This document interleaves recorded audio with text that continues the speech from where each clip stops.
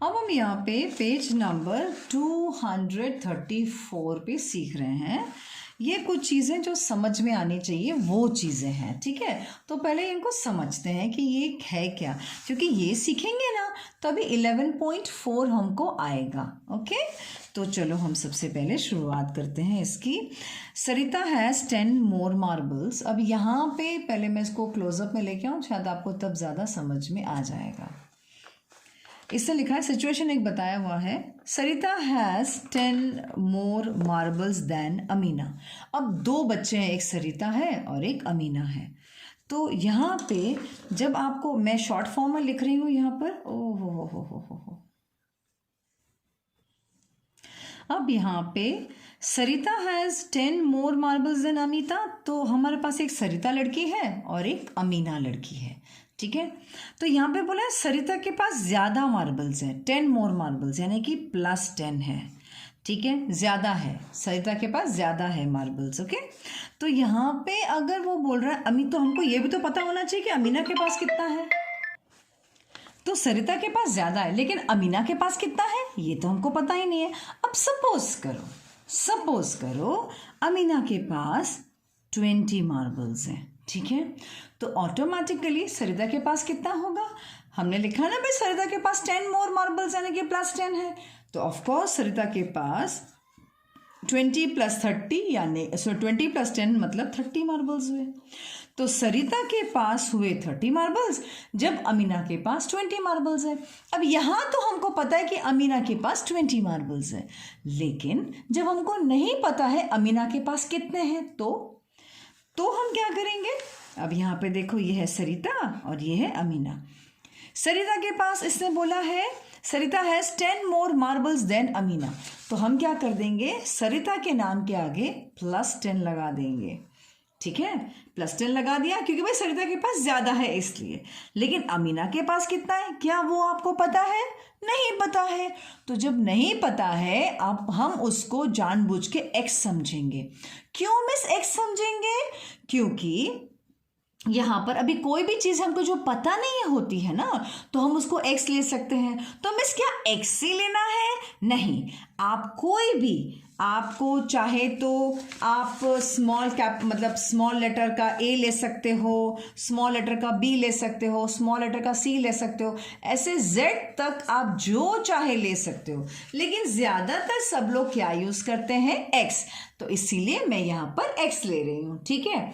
तो अब बात हो रही है अमीना के पास अगर X मार्बल्स हैं तो सिर्फ सरिता के पास x + 10, यानी कि जैसे हमने पहले किया था 20, अमीना के पास 20 मार्बल्स थे, तो यानी कि 20 + 10 मिलके 30 हुआ। तो वैसे ही यहाँ पे अमीना के पास x मार्बल्स है तो सरिता के पास x + 10 मार्बल्स है, ठीक है। तो यहाँ पे जो क्वेश्चन हुआ कि भाई सरिता के पास कितने मार्बल्स हैं, तो सरिता के पास x + 10 मार्बल्स है।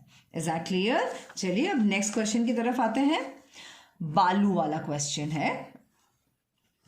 बालू is 3 years younger than Raju. पहले तो दो लोग हैं भाई, एक है बालू और एक है राजू।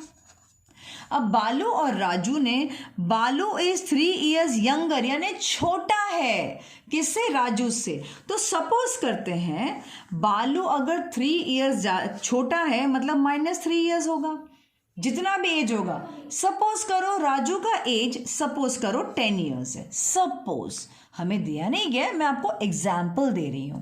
अगर राजू का एज 10 years है तो बालू का एज कितना होगा, भाई राजू से 3 साल कम है, तो यानी कि 10 - 3, तो यानी कि 7 years होंगे बालू के, है ना। क्वेश्चन तो यही बोल रहा है, लेकिन अब हमको राजू का एज कितना है वो पता नहीं है। राजू के पास कितना है एज, अब वो हमको दिया ही नहीं हुआ है, बस इसने तो बोला है बालू is 3 years younger than Raju. तो अब हम क्या करेंगे, अब आप सोचो, ये है बालू और ये है राजू। तो हमको पहले राजू का एज x मानना पड़ेगा और फिर बालू का एज है दैट इज 3 years यंगर, तो यानी अगर 3 साल कम है यानी कि -3, किससे कम है, राजू से, तो ये हो जाएगा x, तो x - 3 जैसे हमने यहाँ पे किया 10 - 3, क्योंकि हमको तब पता था कि राजू का एज 10 है, मगर अब यहाँ पे बालू का एज तभी हमने यहाँ पे 10 - 3 किया, बालू का एज निकाला। तो वैसे अब यहाँ पे जब राजू का एज हमने x लिया है तो बालू का एज x - 3 हो जाएगा। Got it? तो यानी कि यहाँ पे जो उन्होंने बोला है Balu's age 3 is younger than Raju, तो ये मैंने बना लिया, जो कि मेरे को राजू का एज क्या है नहीं पता, उसको मैंने x ले लिया और फिर कर दिया, है ना। ओके चलो अब नेक्स्ट वाला क्वेश्चन सीखते हैं। Bakhshish is twice as old as Raju. भाई एक बार ये बख्शीश है और यहाँ पे है राजू, तो बख्शीश बोलते हैं इज ट्वाइस, ट्वाइस यानी डबल, कोई भी चीज का डबल, ठीक है, age old as Raju, Raju की डबल है भाई। तो सपोज एग्जाम्पल लो, राजू अगर 10 ईयर्स का है तो ऑफकोर्स बख्शीश उसकी डबल है, डबल है मतलब कि क्या से आप बोलोगे मिस 10 और 10 20 हो गया, करेक्ट। टेक्निकली आया कैसे पता है, 10 × 2 किया आपने, क्या राजू के एज को आपने मल्टीप्लाई बाय 2 किया तब आपके पास 20 आंसर आया, है ना। ऐसे ही एग्जाम्पल मैं ले रही हूँ, एग्जाम्पल अगर राजू की एज अगर 35 ईयर्स होती, अगर राजू की एज अगर 35 ईयर्स होती तो बख्शीश का डबल है एज। बख्शीश का ये क्या बोल रहा है, Bakhshish is twice as old as Raju, twice double है। तो भाई जितना भी है यहाँ पे 35 ईयर्स है उसको आप मल्टीप्लाई बाय 2 करो, तो आप जब इसको मल्टीप्लाई बाय 2 करोगे तो जब आप रफ में करोगे ना तो आपका आंसर 70 आ जाएगा। कितना आएगा, 70, यानी कि बख्शीश का जो एज है वो 70 ईयर्स है जब राजू का एज 35 है।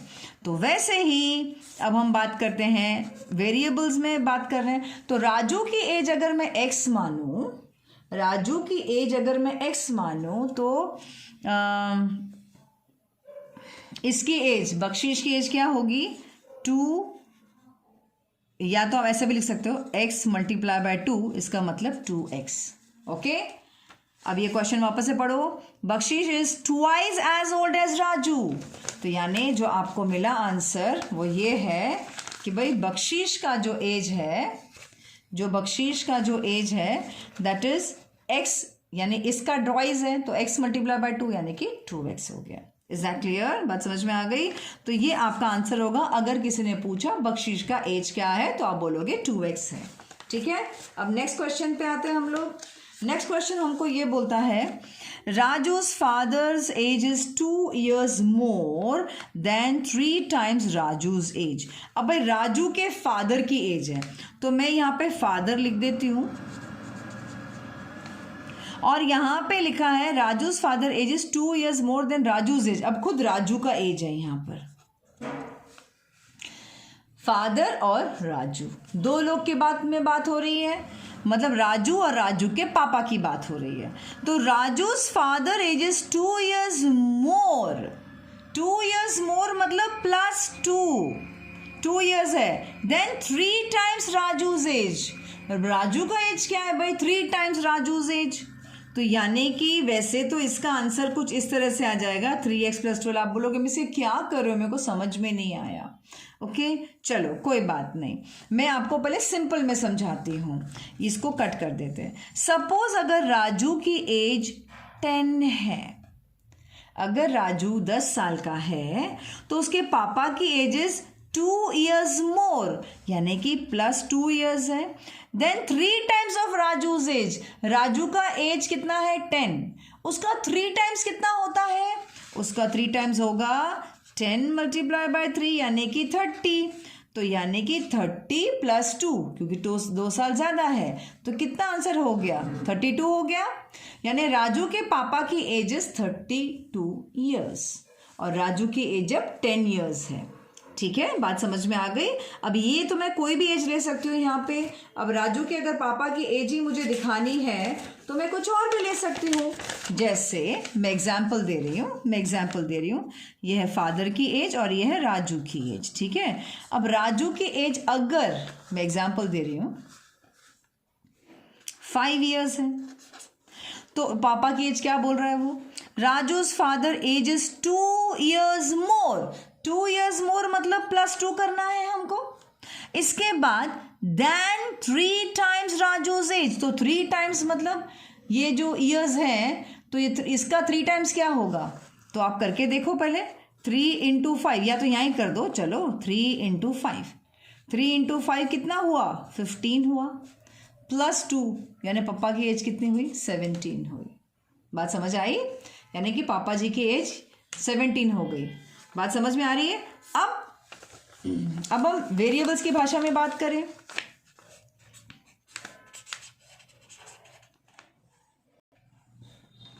अब राजू के पापा की जो एज है दैट इज फादर्स एज और राजू एज, तो अगर मैं यहाँ पर बोलूँ राजू की फादर की एज, यहाँ पे इसने बोला है इज 2 years मोर, तो पहले मैं यहाँ पर +2 कर दूँ, पापा के एज की तरफ +2 कर दूँ। And 3 times more of Raju's age, तो पहले राजू का एज पता होना चाहिए, तो राजू का एज को मैं x मानती हूँ, तो 3 times, तो यहाँ पे 3 times मतलब राजू का एज का 3 times, यानी कि आ जाएगा यहाँ पर 3x, तो हो गया ये 3x + 2, तो पापा की एज होगी 3x + 2 जब राजू की एज x होगी। So I hope this is very much clear to you, right. चलिए नेक्स्ट और एक सिचुएशन चेक करते हैं। यहाँ पे ये बोल रहा है how old will Susan be 5 years from now, तो पहले इसको भूल जाओ। सपोज आप सुजैन हो, ठीक है, आज आपकी उम्र 15 years है, एग्जाम्पल है, आज आपकी उम्र 15 years है। 5 years फ्रॉम नाउ यानी 5 साल बाद आपकी उम्र क्या होगी, तो 5 साल बाद आप क्या बोलोगे, अरे मिस 5 प्लस कर दो ना, तो मिस मेरी 5 साल के बाद मेरी एज 20 years हो जाएगी। करेक्ट, आपकी एज क्या हो जाएगी, 20 years हो जाएगी। तो 20 years हो गया ये चीज, ठीक है। ग्रेट। अभी अगर 20 years हो गया तो यानी आपको पता चल गया कि भाई सुजन की जो एज है, what is the age of 5 years from now, लेकिन 20 years हो गया। लेकिन अब मैं इनके अलजेब्रिक लैंग्वेज में बात करती हूँ। How old will Susan be from 5 years from now, तो सपोज करो सुजान का एज अभी, आप x भी लेना चाहो तो x ले सकते हो, y लेना चाहो तो y ले सकते हो, a लेना चाहो b लेना चाहो, जो लेना चाहो, तो ये सुजैन के अभी की एज है, प्रेजेंट एज है। 5 years फ्रॉम नाउ, 5 साल बाद, फ्रॉम नाउ मतलब 5 साल बाद कितना हुआ, y + 5 हो गया, तो ये 5 साल के बाद इसकी एज होगी ये वाली। इज दैट क्लियर, बात समझ में आ गई। चलो अब मैं नेक्स्ट बताती हूँ। यहाँ पे नेक्स्ट अभी हमारा जो क्वेश्चन है वो बोलता है, नंबर 6 वाले पे देखना ध्यान से।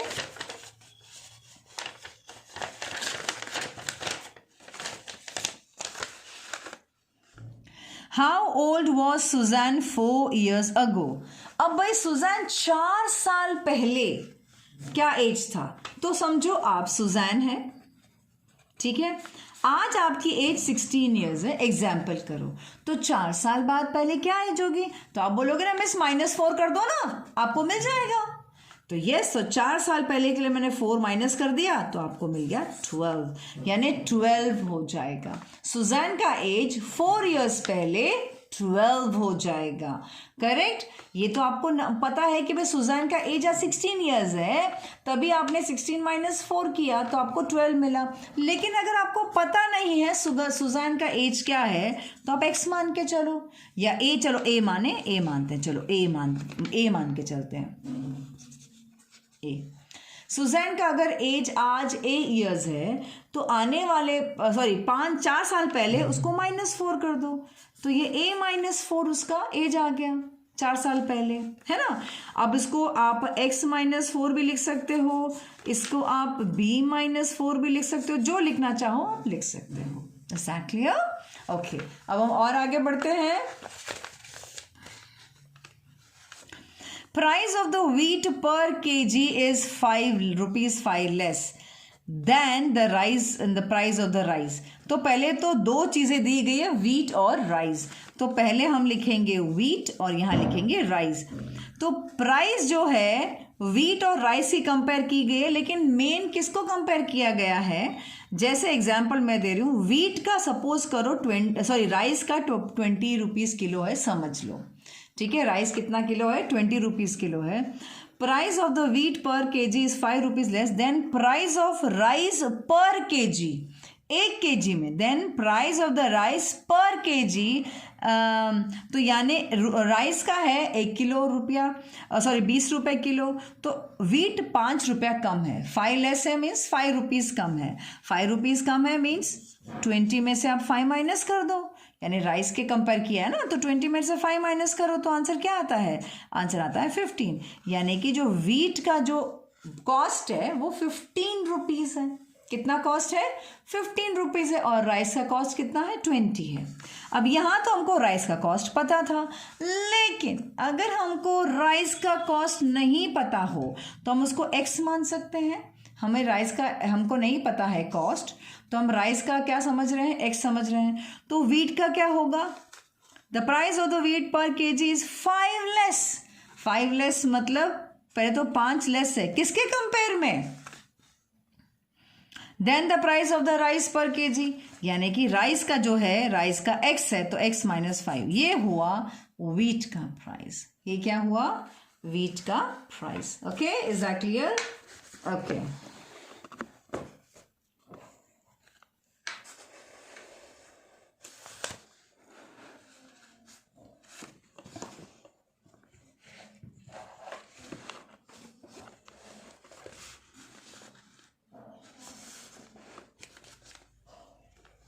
Next, price of the oil per litre is 5 times the price of rice per KG. अब यहाँ पे दो चीजें हैं, एक है ऑयल और एक है राइस।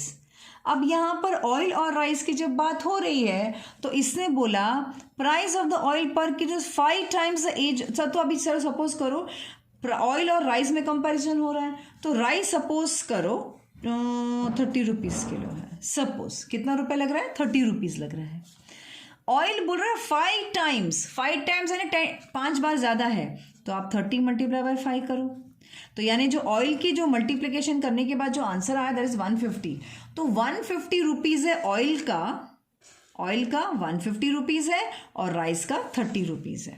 ओके, लेकिन अब इस केस में हमारे पास राइस का वैल्यू दिया ही नहीं हुआ है, तो हम राइस को एक्स मान लेते हैं। तो यहाँ पर जो ऑयल का भाव आएगा 5 टाइम्स बोला ना, 5 टाइम्स ज़्यादा है तो 5x हो गया, यानी कि पहले उसको लिखेंगे x multiply by 5, x multiply by 5 क्या बन जाता है, 5x बन जाता है, राइट। तो यानी कि ऑयल का प्राइस हुआ 5x और राइस का प्राइस हुआ x। ओके, चलिए और आगे बढ़ते हैं अभी यहाँ पर। नेक्स्ट क्वेश्चन है,